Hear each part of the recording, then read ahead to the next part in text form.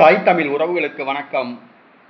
கட்சியை கலைக்கின்றார், தமிழக வெற்றிக் கழகத்தில் இணைகின்றார் என்ற தலைப்பில் இந்த காணொளியை நாம் காண்கிறோம்.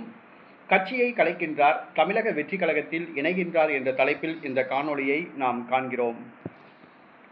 தமிழக வெற்றிக் கழகம் ஆட்சியை பிடித்தவுடன் பல்வேறு கட்சிகளை சார்ந்தவர்கள் இணைந்து வருகிறார்கள்.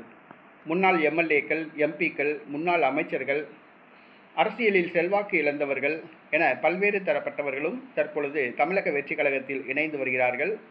சமூக ஆர்வலர்களும் நடுநிலையாளர்களும் கூட தமிழக வெற்றிக் கழகத்தில் இணைந்து வருகிறார்கள். ஏனென்று சொன்னால், ஆட்சி அதிகாரத்தில் இருப்பது தமிழக வெற்றிக் கழகம். இன்னும் 5 ஆண்டுகளுக்கு தமிழக வெற்றிக் கழகம்தான் தமிழக ஆட்சி அதிகாரத்தில் இருக்கும் என எதிர்பார்க்கப்படுகிறது.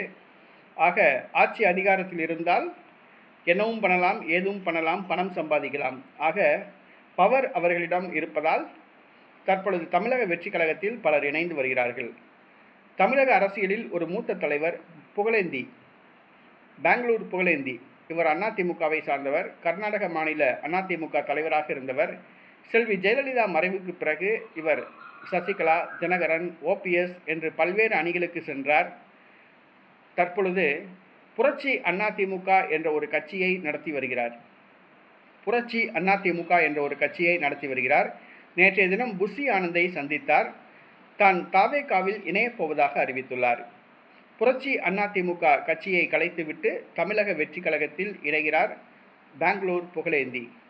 இவர் கர்நாடக மாநிலத்தை சார்ந்தவர். கர்நாடக மாநில அதிமுக தலைவராக இருந்தவர். இவர் தமிழக வெற்றிக் கழகத்தில் கர்நாடக மாநில அமைப்புகளில் முக்கிய பொறுப்புக்கு நியமிக்கப்படலாம் என எதிர்பார்க்கப்படுகிறது. பெங்களூர் புகழேந்தி புரட்சி அதிமுக என்ற தனது கட்சியை கலைக்கின்றார், தமிழக வெற்றிக் கழகத்தில் இணைகின்றார்.